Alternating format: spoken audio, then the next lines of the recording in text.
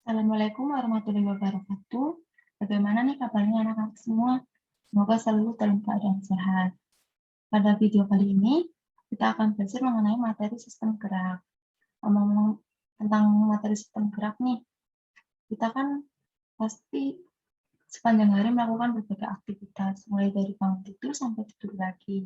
Misalnya saja belajar, bermain, ataupun berolahraga, kita kan badan kita pasti bergerak.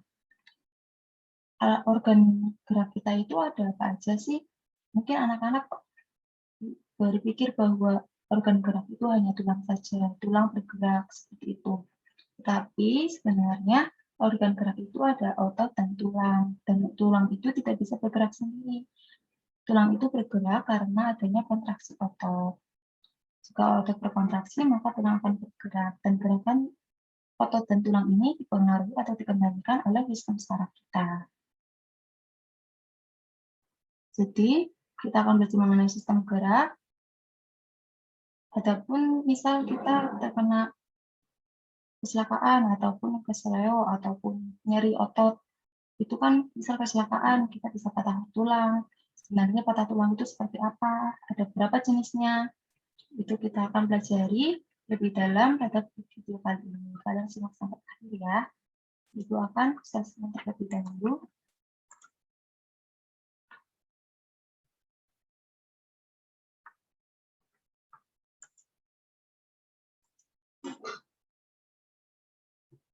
Ya, jadi kita akan belajar mengenai sistem gerak. Sebelum kita ke materi, Ibu akan jelaskan terlebih dahulu standar kompetensi dan tujuan pembelajaran. Standar kompetensi mendeskripsikan keterkaitan antara struktur, fungsi, dan proses, serta kelainan atau penyakit yang dapat terjadi pada sistem gerak pada manusia dan hewan.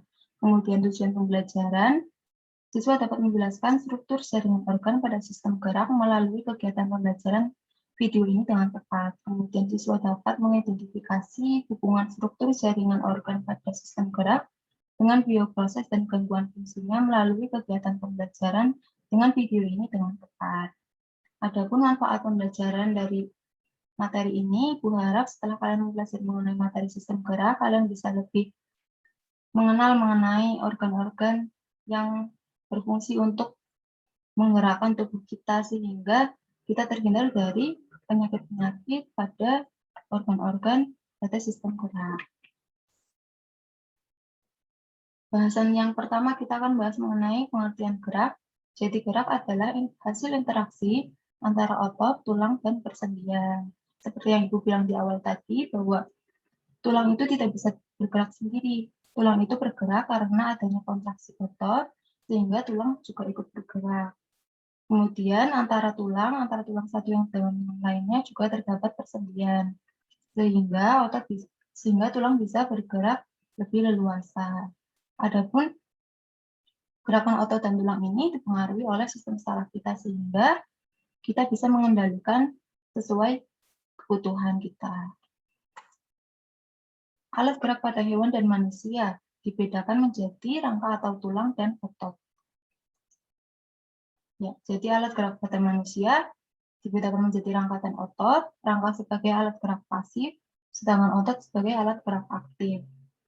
Jadi rangka tidak bisa bergerak sendiri karena gerakan tersebut ditimbulkan adanya karena kontraksi otot. Gerak pada hewan dan manusia dapat terjadi karena adanya kerjasama antara tulang dan otot. Ya, kita akan bahas tulang untuk bahasan organ pertama kita. Fungsi rangka atau tulang. Yang pertama memberi bentuk tubuh. Jadi bisa kita bayangkan jika kita tidak memiliki tulang, seperti apa bentuk tubuh kita. Tentunya mungkin kita hanya seungut kaki, mungkin kita tidak berbentuk gitu ya. Jadi bentuk seperti ini, bentuk tubuh kita ini seperti macam-macam rupanya, tetapi susunan pastinya pasti sama untuk semua orang, itu karena adanya tulang. Kemudian fungsi yang kedua melindungi alat tubuh yang vital seperti jantung, otak, mata, dan paru-paru. Jadi bisa dibayangkan ya, misalnya otak nih, tidak ada bagian tengkorak atau tulang kepala, apa yang terjadi? Pasti otak kita pasti bakal terkena gangguan ya, bisa mungkin terkena benturan, pasti langsung rusak seperti itu. Jadi dengan adanya tengkorak yang melindungi otak, maka bisa lebih terlindungi. Kemudian yang berikutnya, tempat menyimpan mineral, terutama kalsium dan fosfor. Jadi susunan tulang itu kan keras ya, itu karena terdapat di dalamnya yaitu kalsium dan fosfor. Kemudian tempat pembentukan sel darah merah. Pada beberapa bagian tulang, ada yang berfungsi sebagai tempat pembentukan sel darah merah pada bagian sumsum merah. Kemudian yang berikutnya, fungsinya sebagai tempat menyimpan energi, yaitu berupa lemak yang tersimpan di sumsum kuning tulang. Jika tadi pada sumsum merah sebagai tempat pembentukan sel darah, maka pada sumsum kuning tulang sebagai tempat penyimpanan energi berupa lemak. Kemudian fungsi yang selanjutnya menjaga agar organ tubuh tetap berada di tempatnya. Ya, karena jika tidak ada tulang, tidak ada tempat untuk masing-masing organ itu, bisa jadi organ kita terjatuh karena tidak ada yang menopang. Jadi fungsi tulang juga menopang dan mendukung supaya organ tubuh itu semuanya tetap berada pada tempatnya. Kemudian fungsi yang berikutnya, menahan dan menegakkan tubuh. Kalau tidak ada tulang, mungkin kita tidak bisa berdiri ya, karena tubuh kita tidak bisa tegak. Seperti itu. Kemudian sebagai tempat perlekatan otot. Karena dilekati oleh otot, maka gerakan tulang juga dipengaruhi oleh gerakan otot, seperti itu. Kemudian macam-macam tulang, yang pertama berdasarkan jaringan penyusun dan sifat-sifat fisiknya. Itu ada tulang rawan dan tulang sejati. Pada tulang rawan itu ada 3 macam, kartilago hialin, kartilago elastis, dan kartilago fibrosa. Kemudian tulang selanjutnya yaitu tulang sejati atau tulang keras. Kemudian berdasarkan bentuknya dibagi menjadi 4, itu ada tulang pipa atau tulang panjang, kemudian tulang pipi, tulang pendek, dan tulang tak beraturan. Kita akan bahas mengenai tulang berdasarkan jaringan penyusun dan sifat-sifat fisiknya itu ada 2 tadi ya, kartilago dan osteon. Pertama kita ke kartilago terlebih dahulu. Jadi pada kartilago ini terdiri atas sel-sel tulang rawan yang disebut kondroblas. Jadi kondroblas ini merupakan sel-sel tulang rawan pada saat masih muda. Ketika sudah dewasa, sel-sel dewasa, maka disebut kondrosit. Jadi diingat bahwa sel-sel yang masih muda akhirnya pasti blas. Kemudian jika sel-sel sudah dewasa akhirnya sit. Sel-sel tulang rawan yang masih muda kondroblas, maka sel-sel tulang yang rawan yang sudah dewasa disebut kondrosit. Seperti itu. Kondrosit ini menghasilkan matriks yang disebut kondrin. Kemudian kartilago ini sifatnya lentur dan bingkas. Pada anak-anak, jumlahnya lebih banyak dibandingkan dengan orang dewasa. Tulang rawan dibungkus oleh selaput yang disebut perikondrium. Jadi selaput ini menyelaputi tulang rawan dan memberikan nutrisi kepada tulang, sehingga tulang juga mendapatkan nutrisi dan oksigen. Tulang rawan ini dibedakan menjadi 3, yaitu tulang rawan hialin, tulang rawan fibrosa, dan tulang rawan elastis. Kemudian yang kedua, jenis tulang yang kedua yaitu tulang keras, terus susunan atas osteoblas, ya, akhiran blas berarti menunjukkan bahwa sel itu masih muda. Osteoblas, sel muda yang akan membentuk osteosit. Ketika sudah dewasa, menjadi osteosit atau sel tulang dewasa. Kemudian osteoprogenerator, sel khusus derivat mesenkim yang mampu berdiferensiasi menjadi osteoblas. Terdapat pada bagian periosteum.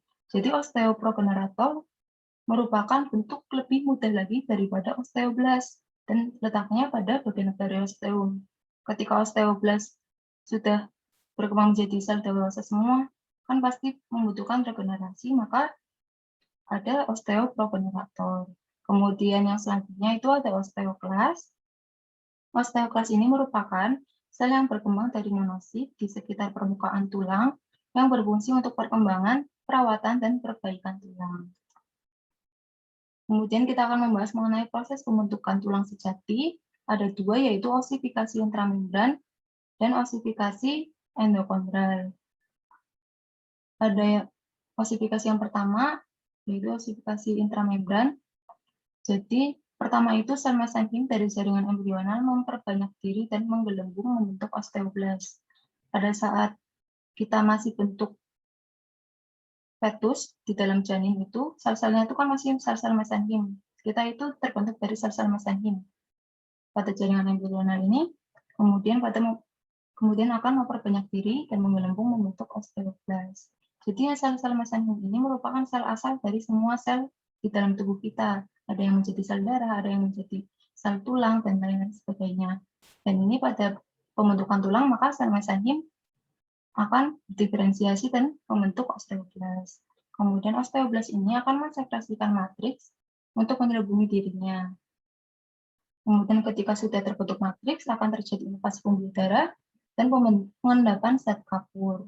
Jadi ketika osteoblast sudah terdapat matriks, akan timbul pembuluh darah dan pengendapan zat kapur. Pengendapan zat kapur ini akan menyebabkan tulang itu menjadi keras. Ya, pada tahap keempat ini tulang menjadi keras dan menjadi sel tulang sejati. Jadi seperti ini ya gambarnya. Yang pertama, pada gambar satu ini masih sel-sel mesenkim. Ini pada bagian yang di pinggir, kemudian yang di tengah ini sudah terbentuk osteoblast. Kemudian yang kedua, osteoblast ini akan membentuk atau mensekresikan matriks untuk menyelubungi. Kemudian ketika sudah terdapat matriks, akan terbentuk trabekula seperti ini ya, di bagian gambarnya. Akan terbentuk pembuluh darah dan terdapat pengendapan kapur sehingga sifatnya akan menjadi lebih keras. Kemudian yang terakhir akan terjadi perkembangan pada periosteum pada tulang spons dan jaringan tulang sejati. Untuk klasifikasi intramembran ini terjadi pada tulang kepala kita. Jadi tulang kepala atau tengkorak itu dari fetus atau dari kita masih di janin itu terbentuk langsung dalam bentuk osteosit atau osteon atau tulang sejati. Kita lihat perbedaannya dengan osifikasi endokondral. Jadi osifikasi endokondral ini terjadi pada tulang-tulang pipa atau tulang panjang kita pada alat gerak atas dan alat gerak bawah. Jadi pada saat kita masih bayi, masih di dalam kandungan itu, tulang-tulang alat gerak kita, tulang tangan dan tulang kaki kita itu masih tulang rawan hialin. Kemudian akan berkembang menjadi osteon pada osifikasi endokondral ini. Tahap pertamanya dimulai dari tulang rawan atau kartilago yang bagian dalamnya terisi osteosit. Kemudian osteosit ini terbentuk secara konsentris dari dalam keluar. Setiap sel tulang akan mengelilingi pembuluh darah dan serabut saraf membentuk sistem Haber. Kemudian yang keempat, di sekeliling sel tulang terdapat senyawa protein pembentuk matriks tulang. Matriks tulang akan mengeras karena adanya garam kapur dan garam fosfat. Jadi seperti ini. Ini masih dalam bentuk tulang rawan ya. Misalnya pada tulang lengan dan tulang tungkai kaki kita, pada saat kita masih bayi itu masih tulang rawan. Kemudian akan terjadi kalsifikasi atau pengendapan zat kalsium dan zat kapur yang menyebabkan sel-sel kondrosit atau sel-sel tulang rawan ini akan mati, kemudian akan terisi oleh osteosit. Ketika sudah terisi oleh osteosit, akan timbul pembuluh darah, kemudian akan menjadi, pada bagian tengah ini akan langsung berubah menjadi tulang keras seiring berjalannya waktu. Kemudian pada bentuk keempat ini, pada bagian tengahnya sudah penuh dengan tulang keras, tapi di ujungnya masih tulang rawan. Makanya pada saat kita masih dalam masa pertumbuhan, bagian ujung ini masih bisa bertambah panjang, masih bisa bertambah tinggi. Tapi ketika sudah dewasa, ini pada bentuk kelima, susunannya akan tersusun dari osteom semua dari ujung ke ujung. Dan pertumbuhannya akan berhenti, seperti itu. Kemudian, tulang berdasarkan susunan struktur matriks, tulang sejati itu dibedakan menjadi dua, yaitu tulang kompak dan tulang spons. Tulang kompak ini Matriksnya padat dan rapat. Contohnya itu pada tulang pipa atau tulang panjang, kemudian tulang spons, itu matriksnya berongga. Contohnya itu pada tulang pipi dan tulang pendek. Kemudian, macam tulang berdasarkan bentuk.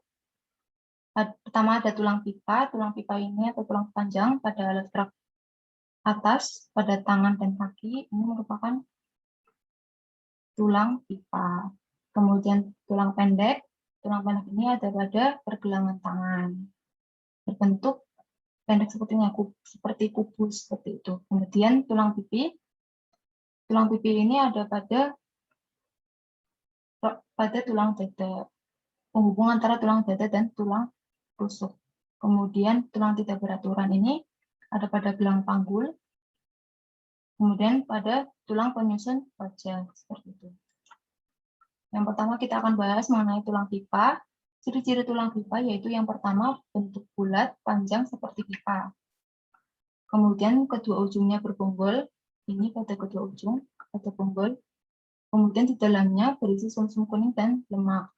Pada bagian tengah ini merupakan simpanan lemak pada sumsum kuning. Jadi ini merupakan sumsum kuning. Sumsum kuning ini merupakan cadangan makanan untuk pembentukan sumsum merah. Seperti itu. Nantinya sumsum merah ini akan menghasilkan sel darah merah. Contohnya itu pada tulang betis, tulang paha, tulang kering, tulang hasta, tulang pengumpil, dan tulang lengan atas. Struktur tulang pipa, yang pertama yaitu epifisis, yaitu bagian kedua ujung tulang. Ini ada tulisannya epifisis pada kedua ujung. Kemudian yang kedua ada diafisis, bagian tulang yang bagian tengah sini. Kemudian metafisis atau cakra epifisis, sambungan epifisis dan diafisis. Ini cakra epifisis. Epifisis ini cakra epifisis ini kaya akan osteoblast dan menentukan pertumbuhan tinggi. Kemudian ada periosteum, merupakan jaringan ikat kencang yang menyelimuti tulang sebelah luar. Ini ya, selaput periosteum. Kemudian endosteum, yaitu jaringan ikat kencang yang membatasi rongga sumsum. Selaput pada bagian dalam, sedangkan periosteum itu selaput bagian luar. Kemudian kanalis medularis, yaitu rongga berisi sumsum tulang yang terbentuk karena aktivitas osteoklas.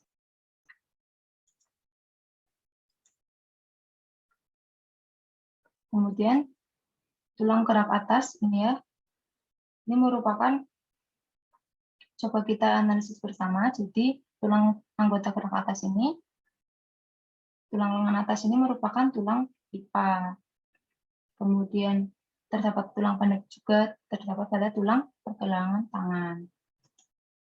Kemudian bentuk yang kedua yaitu tulang pipi. Tulang pipi ini berbentuk pipi ya atau tipis, terdiri atas dua lempengan tulang kompak dan tulang spons. Tulang pipi ini di dalamnya berisi sumsum merah, tempat pembuatan sel darah merah dan sel darah putih. Fungsi dari tulang pipi untuk pelindung atau untuk memperkuat. Contohnya itu pada tulang kepala atau tengkorak, tulang rusuk, dan tulang belikat. Kemudian bentuk selanjutnya yaitu tulang pendek.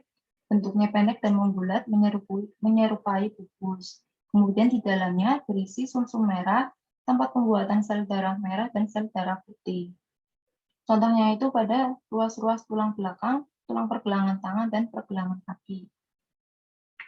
Kemudian bentuk selanjutnya yang keempat, yaitu tulang tak beraturan. Tulang ini memiliki bentuk yang tidak menentu. Contohnya itu pada tulang penyusun wajah, tulang panggul, dan tulang belakang. Ini pada tulang tengkorak manusia, jika diidentifikasi berdasarkan bentuk, masuk ke dalam tulang pipi yang sebagai pelindung otak.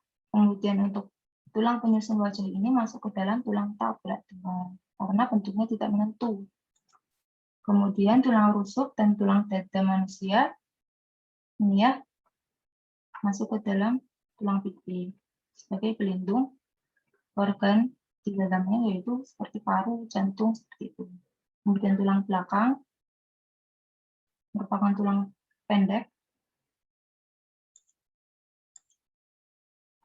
Kemudian tulang bahu manusia, ya, tampak depan dan tampak belakang. terdapat tulang selangka dan tulang belikat. Kemudian anggota gerak bawah, ini juga sama seperti tadi pada tangan, merupakan tulang pipa, ini merupakan tulang pendek.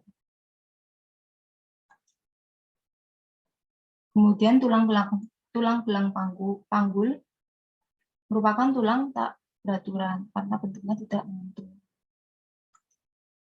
Kemudian kita masuk ke bagian selanjutnya yaitu sistem rangka.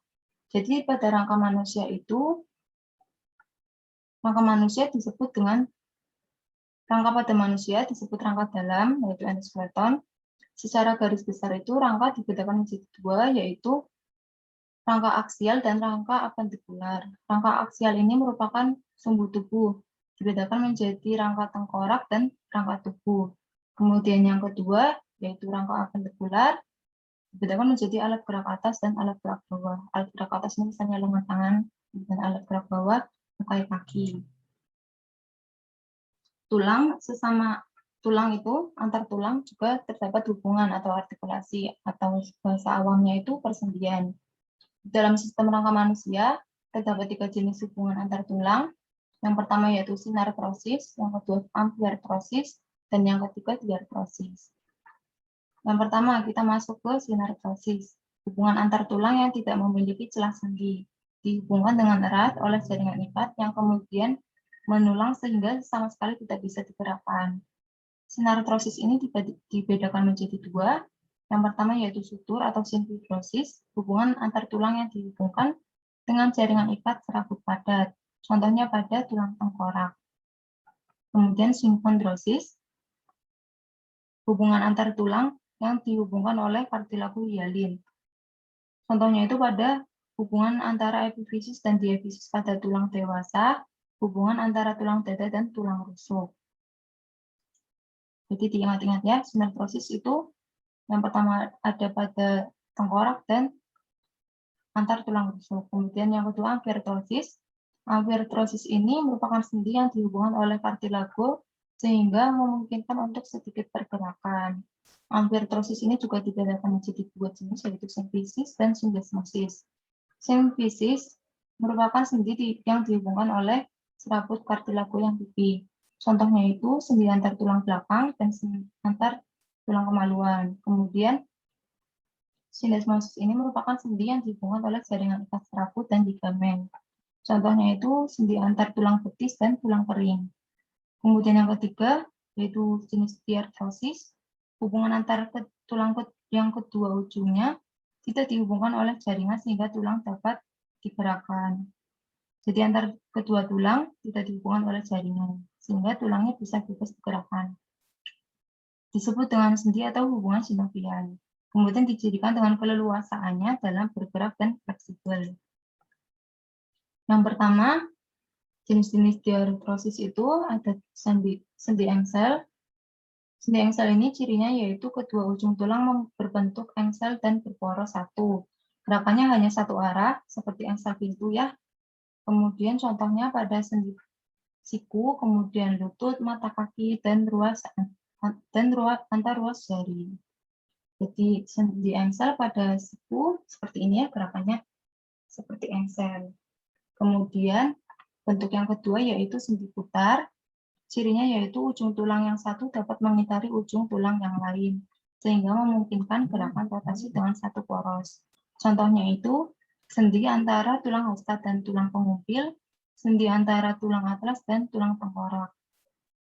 Sendi putar ini misalnya ini pada tulang tengkorak ya, memungkinkan untuk kita bisa menggelengkan kepala, merupakan sendi putar. Kemudian jenis yang ketiga ada sendi pelana. Cirinya kedua ujung tulang membentuk sendi berbentuk pelana dan berporos dua.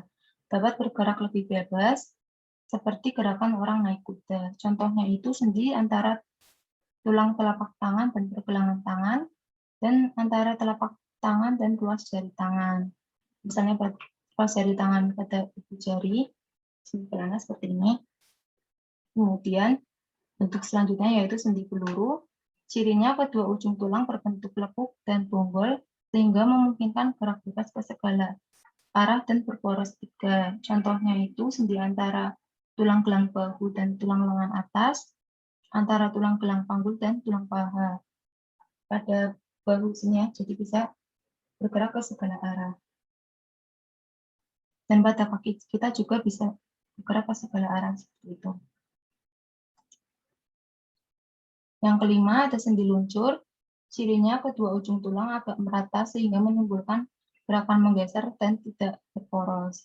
Contohnya itu sendi antara tulang pergelangan tangan, antar tulang pergelangan kaki, antar tulang selangkah, dan antar tulang lipat. Kemudian yang keenam ada sendi kondyloid atau elipsoid. Cirinya ujung tulang yang satu berbentuk oval dan masuk ke dalam suatu lekuk berbentuk elips, sehingga memungkinkan gerakan poros dua dengan gerakan ke kiri dan ke kanan, ke depan dan ke belakang. Contohnya itu sendi antara tulang pengubil dan tulang pergelangan tangan. Ini ya.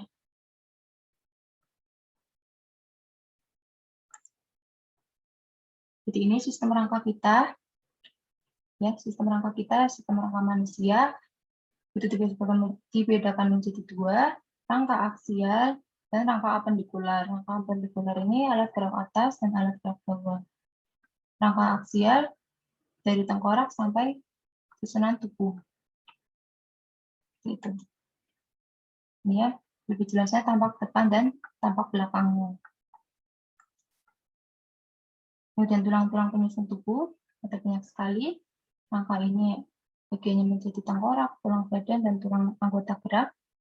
Tengkorak ini ada bagian tempurung dan bagian wajah. Kemudian tulang badan ada tulang belakang, tulang dada, tulang rusuk, tulang bahu, dan tulang panggul. Kemudian pada anggota gerak itu ada lengan dan tungkai kaki. Kemudian kita bahas gangguan dan kelainan pada tulang.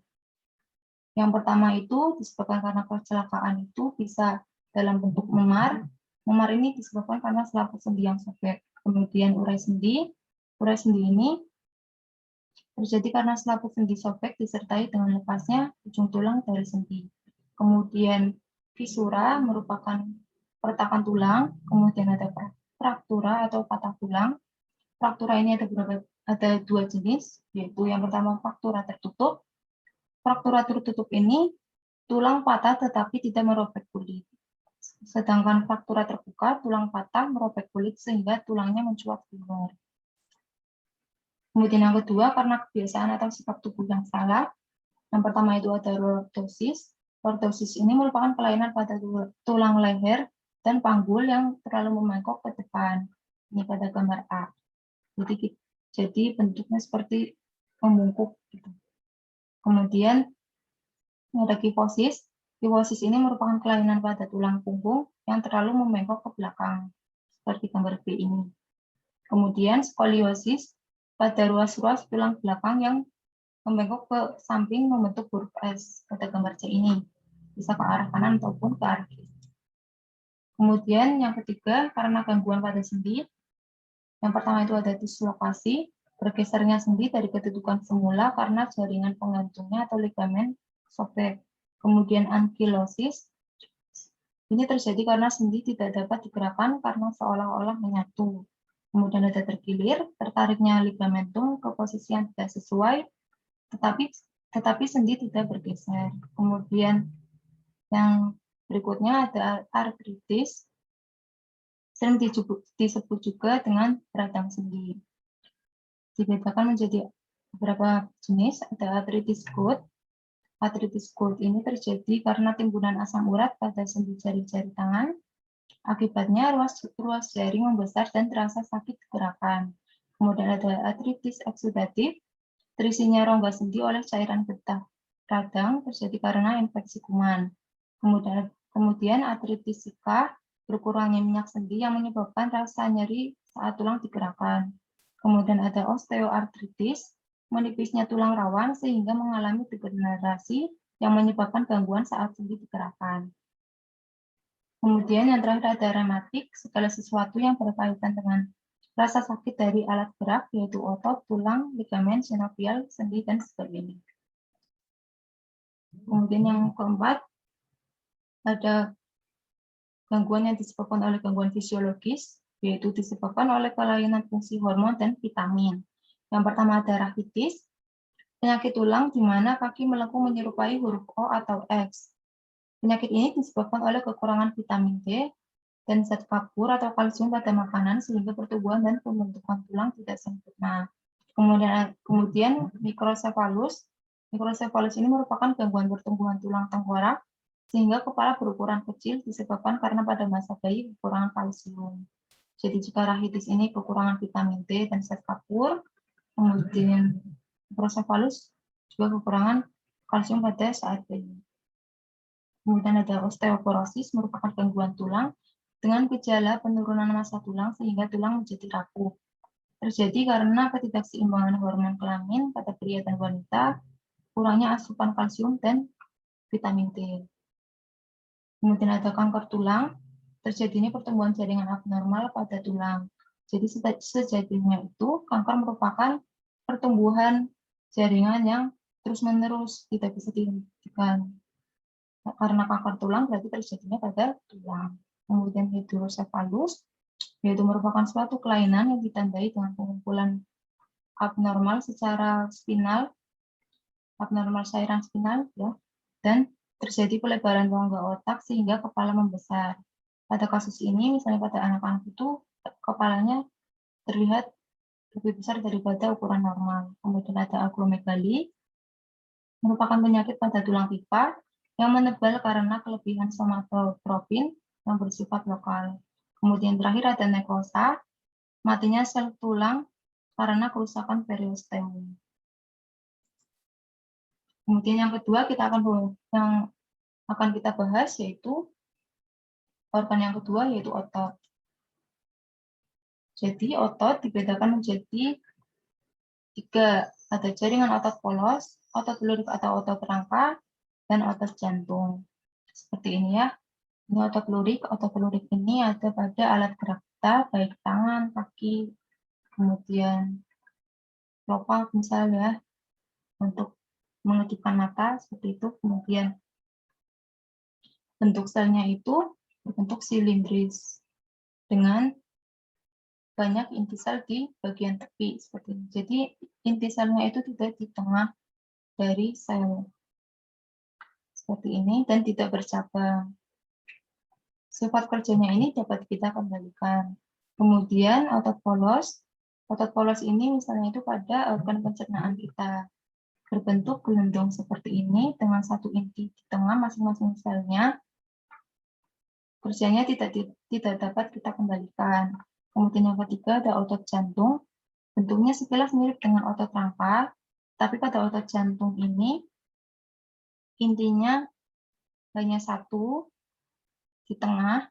Kalau tadi dulu kan di tepi sel, kalau ini di tengah. Kemudian antar selnya membentuk cabang-cabang seperti ini. Kemudian kita masuk ke diagram kontraksi otot. Jadi otot itu kan sifatnya bisa berkontraksi. Untuk diagramnya akan Ibu jelaskan. Jadi garis Z ini, jadi satu wilayah ini merupakan atau disebut dengan sarkomer. Garis-garis tepi yang menghubungkan sarkomer satu dengan sarkomer lain disebut dengan garis Z. Seperti itu. Kemudian ini yang bagian pertama bentuk saat relaksasi. Bentuknya paling panjang kan daripada bentuk-bentuk di bawahnya ini. Di bawahnya ini ada bentuk saat kontraksi. Saat kontraksi, ini akan tertarik ke tengah sehingga akan memendek. Jadi untuk garis hitam ini merupakan protein aktin, sedangkan yang biru ini merupakan protein miosin. Seperti itu. Di tengah ini, pada bagian zona tengah pada miosin ini merupakan zona naga. Kemudian bentuk selanjutnya itu pada kontraksi penuh. Akan lebih tertarik lagi ke menjadi lebih pendek seperti itu. Sarkomernya akan memendek seperti ini ya. Kemudian karakteristik otot, yang pertama kontraksibilitas. Jadi otot memiliki kemampuan untuk memendek atau berkontraksi. Kemudian yang kedua ada ekstensibilitas, yaitu kemampuan otot untuk memanjang atau berelaksasi.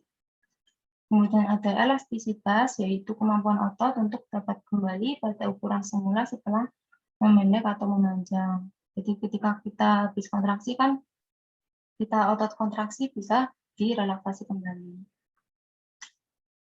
Kemudian, mekanisme kontraksi otot. Yang pertama, pusat motorik di otak mengirimkan impuls terangsang menuju otot melalui saraf motorik, saraf kranial, dan saraf spinal. Kemudian sesampainya di ujung akson saraf motorik, terangsang dilanjutkan oleh neurohumor atau hormon saraf berupa asetilkolin atau epinefrin atau adrenalin menuju ke otot atau reseptor pada otot yang mempunyai aktin. Kemudian setelah rangsang sampai di reseptor, energi akan dilepaskan, maka aktin akan bergeser. Zona H tadi akan mengecil dan menjadi lebih pendek. Ya, sarkomer akan memendek. Kemudian garis saling mendekat, dan otot berkontraksi. Jarak antara garis Z satu dengan garis Z yang lainnya disebut sarkomer tadi ya. Kemudian setelah kontraksi, ujung saraf motorik mengeluarkan suatu zat yang dapat menetralisasi atau menghambat kerja neurohumor yang dihasilkan sebelumnya, serta kolinesterasi untuk menghambat asetilkolin dan monoamina oksida, serta menghambat epinefrin atau adrenalin, sehingga aktin dan miosin merenggang. Kemudian zona H terbuka kembali, garis Z1 dan garis Z yang lainnya akan saling menjauh kembali, dan otot disebut relaksasi. Kemudian energi kontraksi otot, ada sistem fosfagen, sistem glikogen, dan sistem aerobik. Sistem fosfagen yaitu diperoleh dari persediaan kreatin fosfat dan ATP.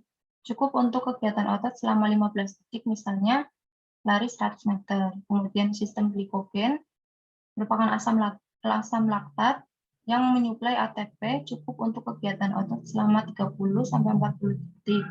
Misalnya lari sepanjang 400 meter. Kemudian sistem aerobik merupakan energi yang dihasilkan semuanya diperoleh dari respirasi aerob, misalnya jogging. Kemudian sifat kerja otot, yang pertama ada antagonis, yaitu dua otot yang bekerja saling berlawanan. Apabila satu otot berkontraksi, maka otot yang lain akan relaksasi. Macam gerak antagonis, yaitu yang pertama ada fleksi dan ekstensi. Fleksi merupakan gerak menekuk atau membengkokkan. Sebaliknya, ekstensi merupakan gerak meluruskan. Contohnya pada gerak siku, lutut, ruas-ruas jari, dan bahu. Jadi fleksi itu membengkok, sedangkan ekstensi yaitu gerakan meluruskan. Kemudian adduksi dan abduksi. Adduksi merupakan gerakan mendekati tubuh, sedangkan abduksi merupakan gerakan menjauhi tubuh. Contohnya itu gerak meregangkan jari-jari tangan, membuka tungkai kaki, dan mengacungkan tangan. Jadi ketika terjadi peregangan jari-jari tangan, maka ini saat seperti ini disebut adduksi, sedangkan maksud saya abduksi saat menjauh dan adduksi saat mendekat. Kemudian bentuk ketiga yaitu ada elevasi dan depresi. Elevasi merupakan gerakan mengangkat, sedangkan depresi merupakan gerak menurunkan. Contohnya gerak membuka dan menutup mulut. Seperti itu. Kemudian yang keempat ada supinasi dan pronasi. Supinasi merupakan gerak menengadahkan tangan, sedangkan pronasi merupakan gerakan menelungkup tangan. Supinasi, pronasi. Kemudian inversi dan eversi. Inversi merupakan gerak memiringkan atau membuka telapak kaki ke arah dalam tubuh. Sedangkan eversi merupakan gerak memiringkan atau membuka telapak kaki ke arah luar. Kemudian bentuk yang kedua, sifat kerja otot yang kedua yaitu ada sinergis. Jika dua otot yang bekerja bersamaan, yaitu sama-sama berkontraksi atau sama-sama relaksasi. Contohnya itu, otot-otot pronator terdapat pada lengan bawah. Jadi otot pronator ada dua, yaitu otot pronator teres dan otot pronator quadratus. Kedua otot tersebut bekerja sama menggerakkan telapak tangan, melengkung, dan menengadah. Selanjutnya, kita akan membahas mengenai gangguan dan kelainan pada otot. Yang pertama yaitu ada kram. atau kejang otot atau tetanus. Ini disebabkan oleh cuaca dingin atau aktivitas otot terlalu berat atau infeksi bakteri Clostridium tetani. Kemudian yang kedua ada nyeri otot, biasanya terjadi pada orang lanjut usia disebabkan pembengkakan jaringan penghubung otot. Kemudian yang ketiga ada polio. Polio ini disebabkan oleh infeksi virus polio yang menyebabkan terjadinya atrofi atau otot mengecil dari ukuran yang semula. Kemudian ada hernia, suatu tonjolan dari organ-organ dalam, misalnya usus, melalui tempat-tempat yang lemah pada dinding perut. Kemudian hernia ini dapat disebabkan oleh faktor usia maupun tekanan yang tinggi di daerah perut. Kemudian ada miastenia gravis, merupakan melemahnya otot-otot muka akibat serangan autoimunitas. Gejalanya yaitu turunnya kelopak mata, sulit menelan, dan gangguan pernapasan. Kemudian hipertrofi, merupakan keadaan otot menjadi lebih besar dan kuat karena sering dilatih secara berlebih. Kemudian ada kaku leher atau stiff, keadaan leher terasa kaku dan sakit jika digerakkan. Kemudian yang terakhir ada distrofi otot, penyakit otot kronis sejak anak-anak. Ya, jika kita hubungan dengan ayat Al-Quran, ini ada ayat Al-Quran, ayat Al-Quran. Saya bacakan asabu al-insanu allam najma'a idoma. Yang artinya apakah manusia mengira bahwa kami tidak akan mengumpulkan kembali tulang-tulangnya. Kemudian bala qadiri na'ala an nusawwiya banana. Bukan demikian, sebenarnya kami kuasa menyusun kembali jari jemarinya dengan sempurna. Jadi bentuk tubuh kita, tulang kita, susunan otot-otot kita sejatinya adalah ciptaan dari Allah Subhanahu wa taala. Baik.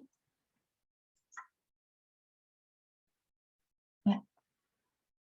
Demikian video dari Ibu. Ibu harap kalian bisa menyimak dari awal sampai akhir. Tetap semangat dan tetap belajar dengan giat. Saya akhiri. Wassalamualaikum warahmatullahi wabarakatuh.